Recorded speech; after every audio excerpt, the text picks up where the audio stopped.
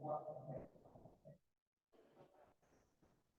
Assalamualaikum warahmatullahi wabarakatuh.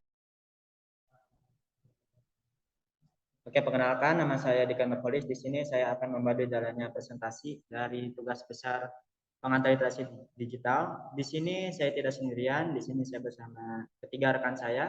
Kami dari kelas 1B. Kepada Kang Tamam, silakan memperkenalkan diri. Perkenalkan, nama saya Tamam Ersa Pratama.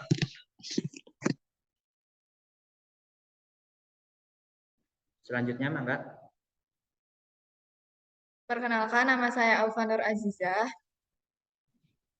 Perkenalkan, nama saya Raihan Dwi Nugroho. Oke, baik. Pada tugas kali ini kamu memilih video sebagai alternatif penugasan kami. Mengapa kami memilih video? Yang pertama karena di era digital ini TV sudah tidak lagi relevan dan banyak dari masyarakat Indonesia yang membuka YouTube. Jadi harapan kami ketika kami membuat video edukasi ini banyak diakses oleh halayak ramai, baik itu dari mahasiswa ataupun dari orang biasa, sehingga pengetahuan dari basis datanya itu tercapai dengan baik. Itulah alasan kami memilih video sebagai penugasan kali ini. Adapun untuk pembagian tugasnya, yang pertama untuk kameramen oleh Tamam Ersa, untuk editing oleh saya, terus juga untuk pemilihan naskah oleh Aupa, dan untuk peralatan ataupun waktu dan juga survei lokasi itu oleh Rehan. Nah, langsung saja kita lihat videonya. Kepada Saskin, silakan di-share.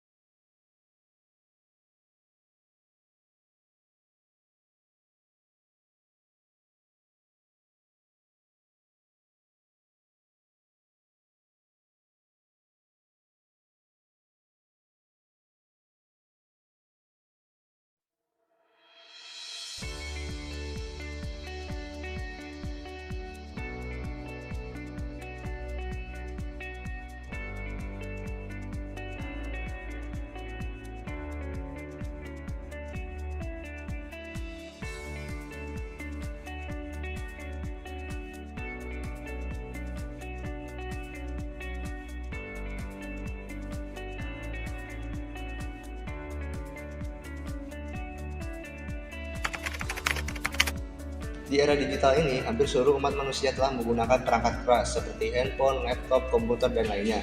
Setiap hari kita selalu mengakses berbagai aplikasi, baik aplikasi online maupun aplikasi offline. Sebelum itu semua terjadi, tahukah kalian bahwa di balik itu semua terdapat sistem proses penyimpanan data yang biasa kita sebut dengan database. Database merupakan istilah teknologi jaringan komputer yang memiliki banyak manfaat berupa penyimpanan data. Adapun database sendiri merupakan sistem yang berfungsi sebagai pengumpul file, tabel, atau arsip yang terhubung dan disimpan di dalam berbagai media elektronik.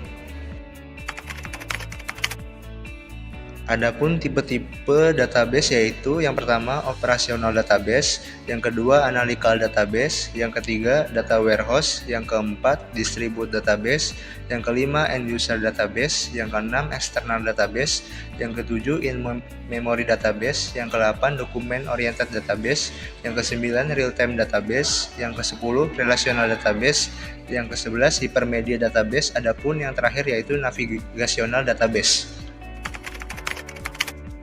Yang selanjutnya ada kriteria penting dalam database. Yang pertama, bersifat data oriented dan bukan program oriented. Terus yang kedua itu dapat digunakan oleh beberapa program aplikasi tanpa perlu mengubah basis datanya. Lalu yang ketiga, dapat dikembangkan dengan mudah baik volume atau strukturnya. Lalu yang keempat, dapat memenuhi kebutuhan sistem-sistem baru secara mudah. Dan yang terakhir, dapat digunakan dengan cara-cara yang berbeda. Selanjutnya, ada ciri-ciri database, yaitu efisien, shareability, data dalam jumlah besar, dan dapat mengurangi atau menghilangkan tidak duplikasi data atau ketidakkonsistenan data. Nah, setelah mendengarkan penjelasan dari rekan saya Tamam terkait dengan latar belakang dan pengertian dari database, penting bagi kita untuk mengetahui sejarah perkembangannya. Jadi dimulai pada tahun 1960-an, seorang bernama dengan Carl Batzman di perusahaan General Electric mendesain dinasti pertama DBSN yang disebut dengan penyimpanan data terintegrasi atau integrated data. Nah, dasar untuk model data jaringan dibentuk lalu distandarisasi tuh di Conference on Data System Language. Yang kemudian akibat dari ini si Batzman menerima ACM Turing Award atau semacam penghargaan semacam Nobel pada ilmu komputer di tahun 1973. Nah, pada tahun 1970, di sisi lain Edgar Ford di laboratoriumnya di San Jose ini sedang meneliti dan mengusulkan suatu representasi data baru yang disebut dengan model data relasional. Nah, pada tahun 1980-an, model data ini menjadi paradigma atau pandangan utama DBMS paling dominan yang ada di dunia. Nah, pada akhir tahun 1980 dan permulaan 1990, banyak bidang sistem basis data yang dikembangkan. Penelitian di bidang basis data meliputi bahasa query yang powerful, model data yang lengkap, dan penekanan pada dukungan analisis data yang kompleks semua bagian organisasi. Beberapa vendor, misalnya IBM, DB2, Oracle 8, dan Informix UDS, memperluas sistemnya dengan kemampuan menyimpan tipe data baru misalnya image dan teks, serta kemampuan query yang kompleks. Perkembangan terkini dalam dunia basis data menggambarkan pergeseran menuju fleksibilitas. Skema dan penanganan volume data yang besar pada akhir tahun 2000-an, OSQL menjadi perbincangan utama, memberikan alternatif yang efisien untuk memenuhi kebutuhan sistem yang semakin kompleks. Setelah mendengarkan sejarah basis data, sekarang kita langsung ke contoh penerapannya. Yang pertama di bidang bisnis dan e-commerce.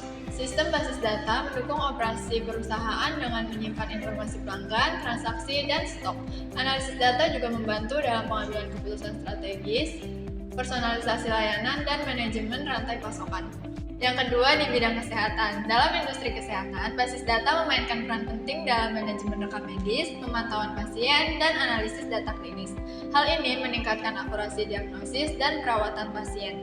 Yang ketiga di bidang pendidikan. Sektor pendidikan menggunakan basis data untuk mencatat data siswa, hasil ujian, dan kehadiran. Sistem ini memfasilitasi pengelolaan kurikulum, pemantauan kemajuan siswa, dan analisis efektivitas program. Yang terakhir, di bidang teknologi finansial. Dalam industri financial technology, basis data mendukung transaksi keuangan, analisis resiko kredit, dan deteksi kecurangan. Kecepatan dan keamanan data menjadi kunci dalam menyediakan layanan perbankan digital yang efisien.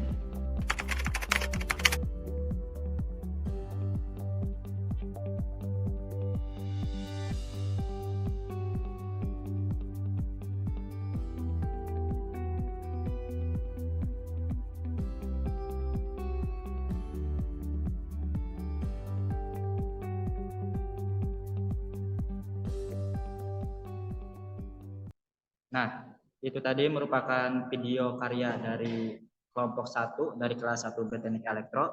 Harapan kami yaitu video edukasi yang telah kami buat dapat memberikan manfaat kepada halayak ramai dan tentunya dapat menjadi pembelajaran yang lebih dari teman-teman mahasiswa yang lain. Nah, adapun kekurangan dan kelebihan dari videonya mohon dimaafkan. Mungkin itu saja dari kelompok 1 kelas 1B dari Teknik Elektro. Terima kasih banyak atas perhatiannya. Semoga dapat membawa manfaat. Sekali lagi, saya Dekan Nurholis mewakili teman-teman saya. Pamit undur diri. Wassalamualaikum warahmatullahi wabarakatuh. Bye-bye.